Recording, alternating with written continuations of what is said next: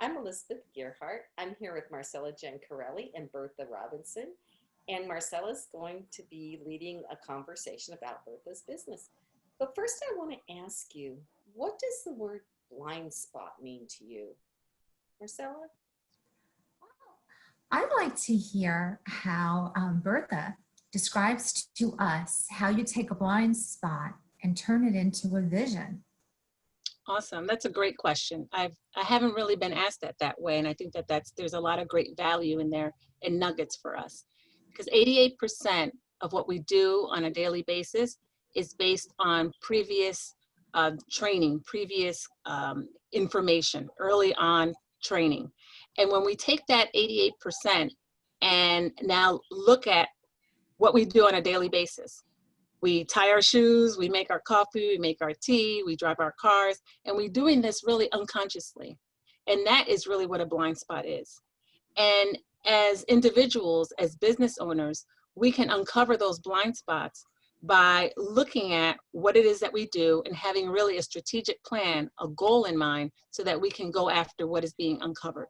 So those blind spots that we don't see can turn into a vision. We can start to see it by being deliberate as to what it is that we want to do, and also having an accountability person that can hear between the words and really pull out the nuggets and surface the things that you really want to accomplish. And that's how you can really turn those blind spots of things that we're doing unconsciously, that we all do, and turn that into reality and into your vision.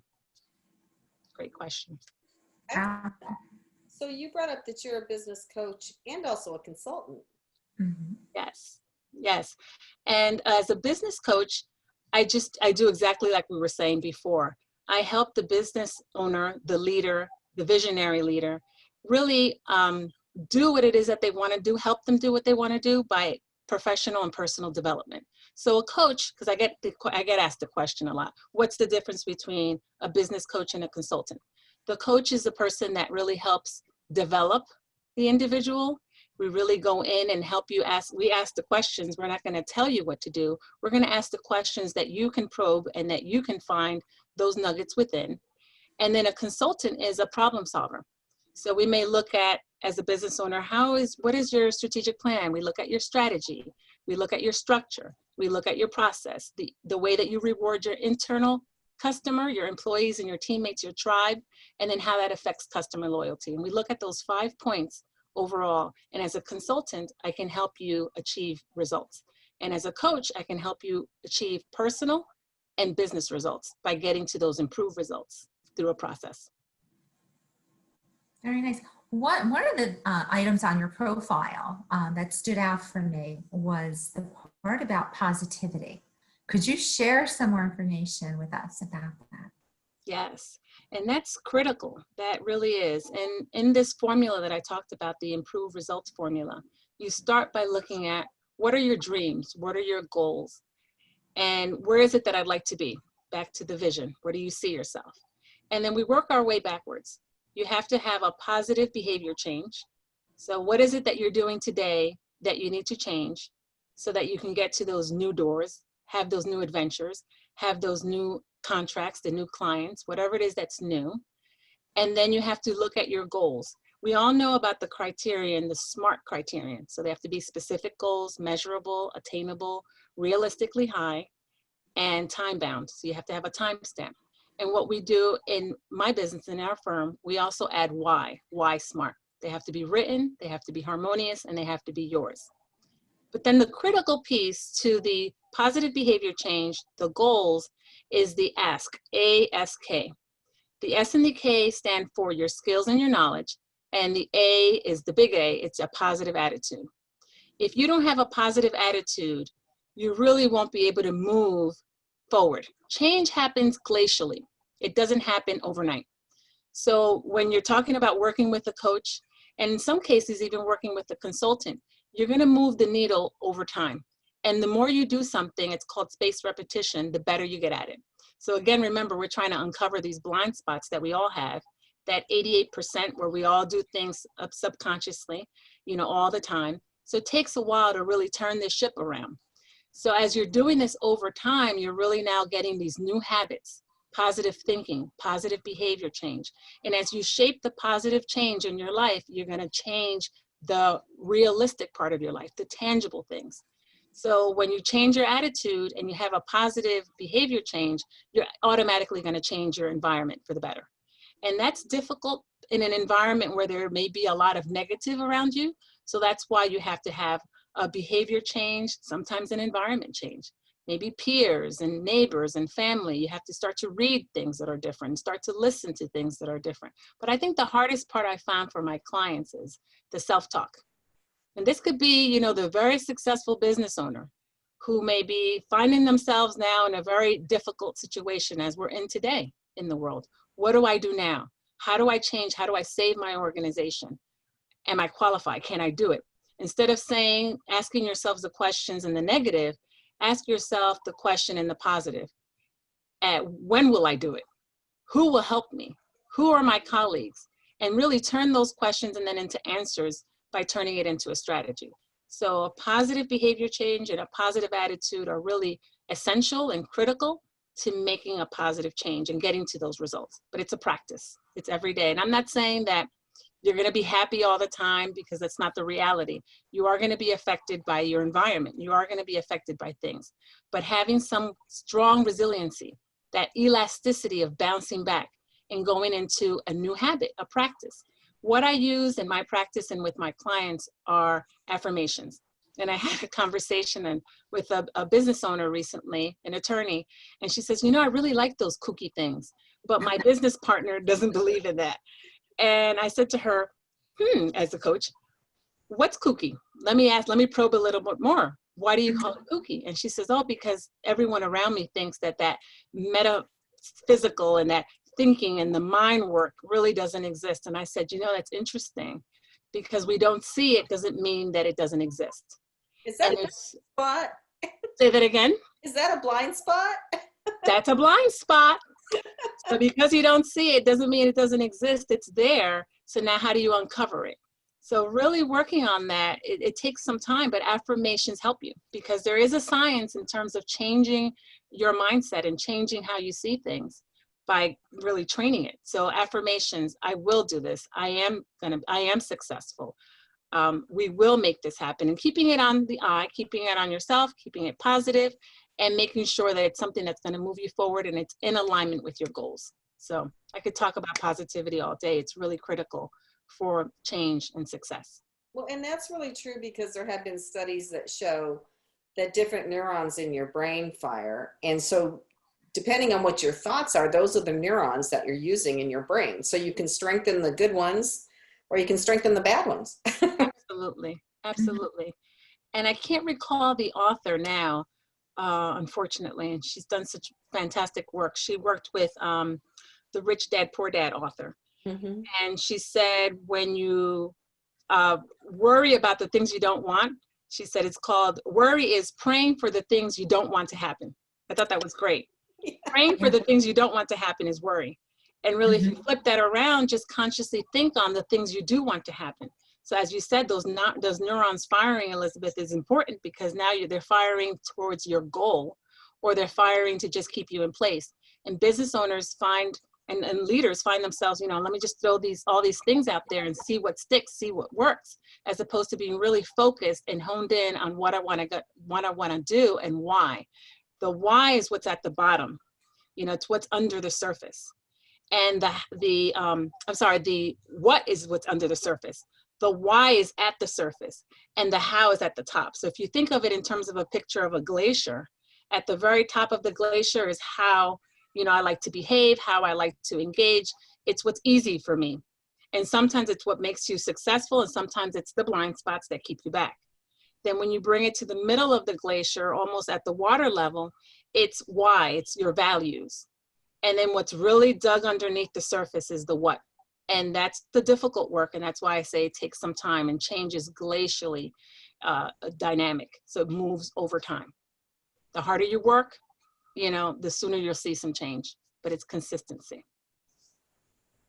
Very, very interesting. It's a very interesting approach that you would discuss with the business owner or the person that you're coaching their points of view. So would you look at that as a really strong differentiator as to why someone would work with you, either as a coach for their business or as someone that they would strategize with? I would say so, absolutely. It's about the why smart component, that WHY, written, harmonious, and yours. They have to be your goals. If I say to you, Elizabeth, this is what you should do, at the moment, if you're fired up from what I said, it sounds good, but after a while, it will fizzle away. It has to be what really you're passionate about, what you want to do. And as a coach, I can't come in and say, this is what you should do. Although I do get clients that say, but Bertha, you've done this so many times, tell me what to do. I can't take that experience away from you. I can help you surface it. And by asking you some it's called dynamic inquiry, asking some really good questions to surface it for yourself. And then when you get it, you're like, oh, I never thought of that. And then I'm like, you just did. I didn't say it. If I claim it, then it's easy. If it doesn't go right, it's easy for them to say, well, you told me to do it. But if it goes right, and it most times does because it's in alignment with what you want to do, then you get the joy and the win, and I can celebrate with you. So a coach doesn't come ahead of you. A coach goes right beside you, just like we see in the sports field. You know, they may help you draw out the plan, and this is the play, and this is how it may go if you follow this. What about this? What about that? And then they follow the play, and then we see how it lands. And then sometimes you got to dust yourself off and try it again and do a different play. But I can't play the game for you. You have to do that. And it's a co-creative process. That's why I find so much joy in it, because I see the wins, the aha, the light, the success come from the individual. And then all that they then spread in their culture and in their business. And that's contagious in a good way. So. Well, Bertha, you have such wisdom around this and such knowledge. How did you get this wisdom and knowledge and learn how to teach it to other people? I think the passion and seeing other people, that's the foundation, is from my parents. So my parents are immigrants, and they came to this country from Cuba. My father came first, and my mother followed 5 years later. She left the island of Cuba with my oldest sister, and they lived in Spain for a while my father was able to get money and get settled here in America. He went from Cuba to Chicago, which is always mind-blowing. It's like, oh my God, from the hottest to the coldest. And then he came over to New York and was pretty much settled, ready to ask his wife and his daughter to come and join him.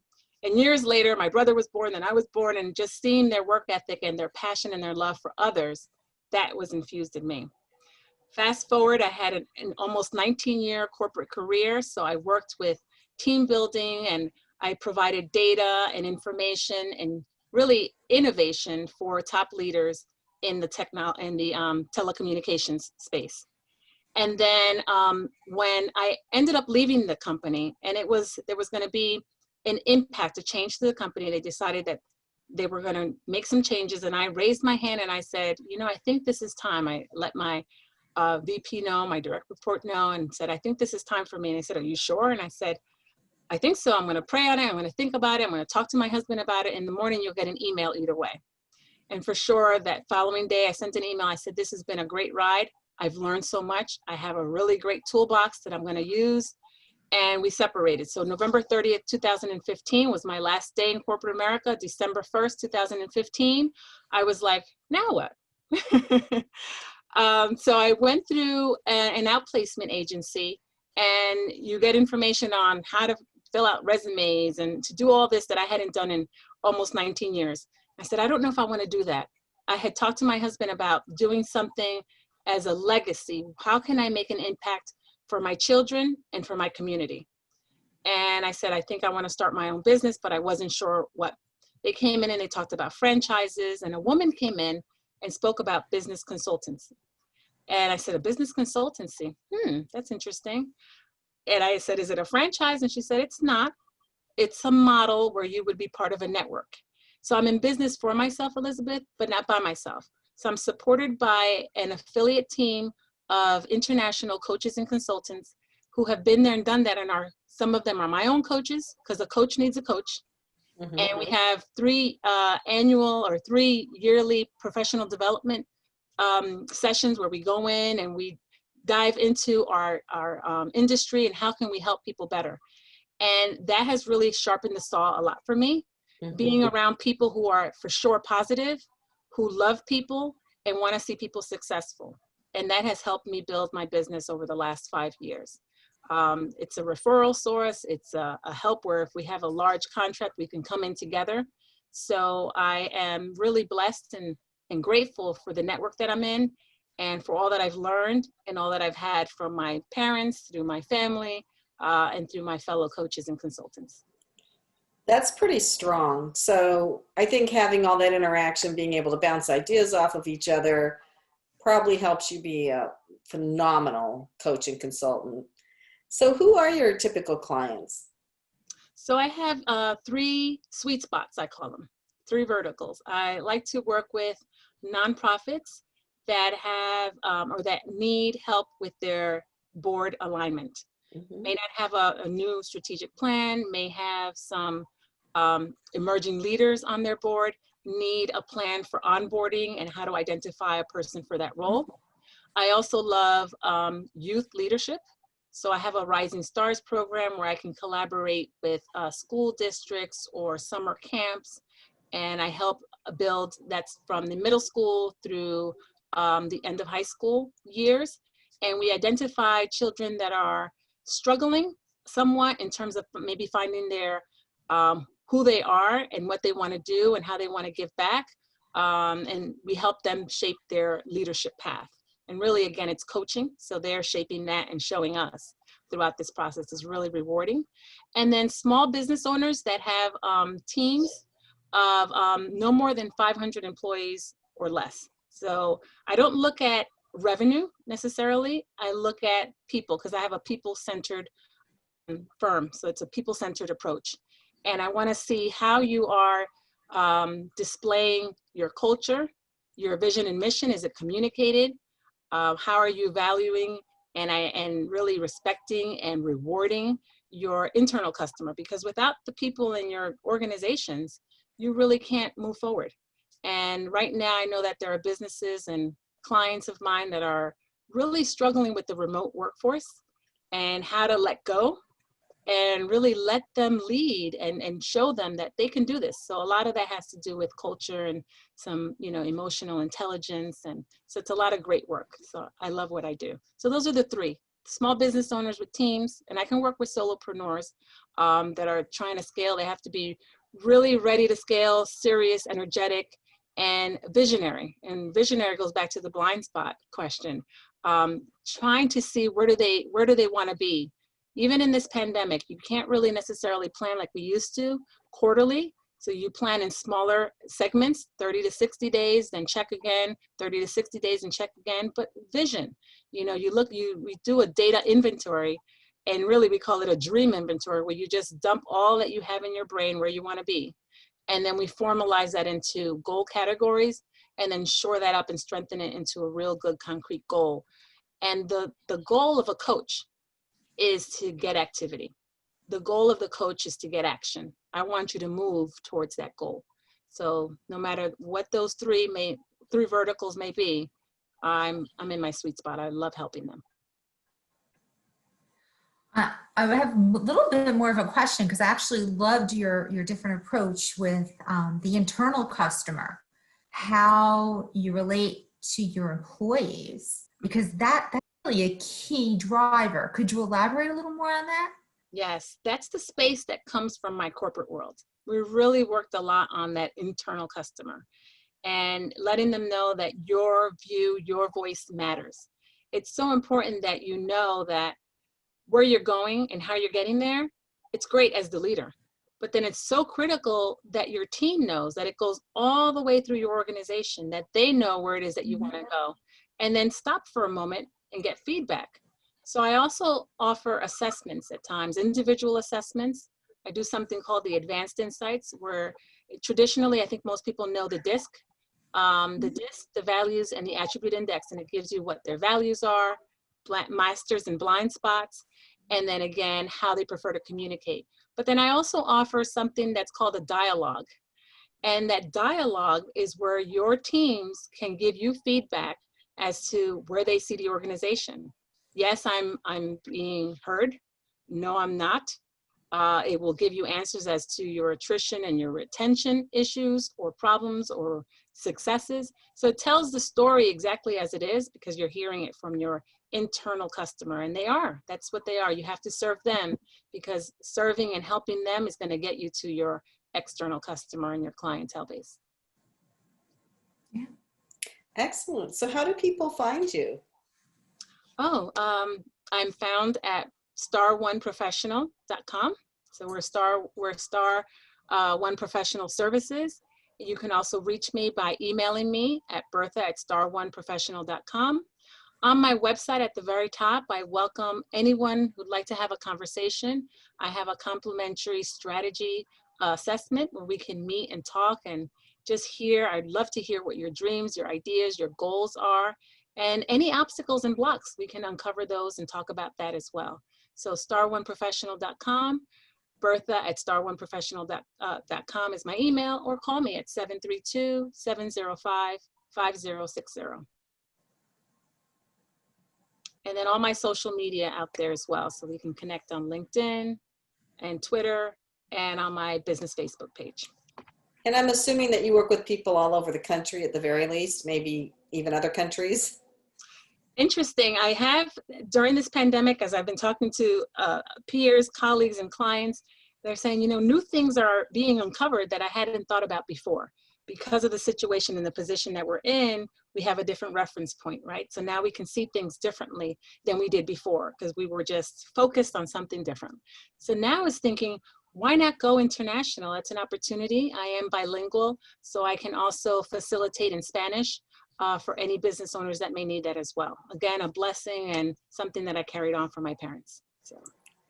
Excellent, because a lot of businesses from other countries do sell things here. They do a lot of business in the US. That's an excellent avenue for you.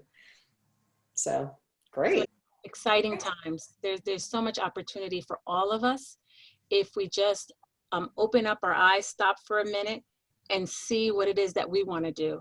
And I just want to say real quickly, if I can, specifically for women, sometimes we tend to want to do everything for everyone else and put ourselves last. But when you're trying to move forward, or when you are going to move forward, that's the opportunity for you to sit and put yourself first. And that way you fill up your lamp with oil, and then you have reserves to give to others. And as women business owners, we need to take that page from others, our counterparts, and we can come together and collaborate, but we got to go out there. There's a big field for us to really tap into. So I'm part of a women's organization, a women's networking group, and we support women business owners, but it's time for us to really collaborate with one another and then do business with the world. So there's so much for us to do out there. So the sky's the limit. And just staying positive, as Marcella had mentioned earlier in asking that question, is really going to help you move forward, because things can seem daunting, but when you just stop for a moment, reframe it, and just move forward. What is it that I want to do in this moment? Is it moving me closer to my goal? And when you ask those questions, if it is, you move forward. If it's not, then take a different approach. And sometimes that's when an accountability partner, a coach, a consultant, a friend, a peer, someone who's walked that path before can help you. So just make sure we're moving in that direction, and we're going to see a change. We're able to make that happen.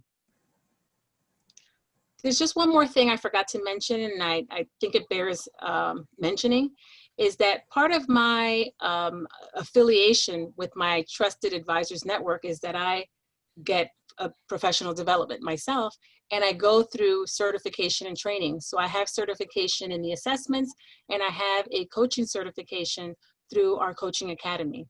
And it's grueling work because I sit as the client, so that I then can wear the hat and know the position. I know how the client may feel. So it really is training that really certifies me to be able to ask those great questions and go through dynamic inquiry. And I know that that's the part of sometimes an inhibition that someone may have if they want to hire a coach, is trusting someone's credentialing and where do you come from and how do you know what you know. And some of it is a match, getting to know someone that you have a really good match with, that you really see things eye to eye and you have a good connection. but you really need that. It's critical that you have the connection in order to go through that co-creative process that a coach and a client would go through, because you're going through the process together. And you really are building a friendship. You're building a relationship, because there has to be trust there for you to be vulnerable enough to share, this is where I'm struggling and I don't know how to overcome this. And that's where I can start to ask some questions to surface it so that you can see success as well. So thank you for allowing me to add that. I thought that was critical.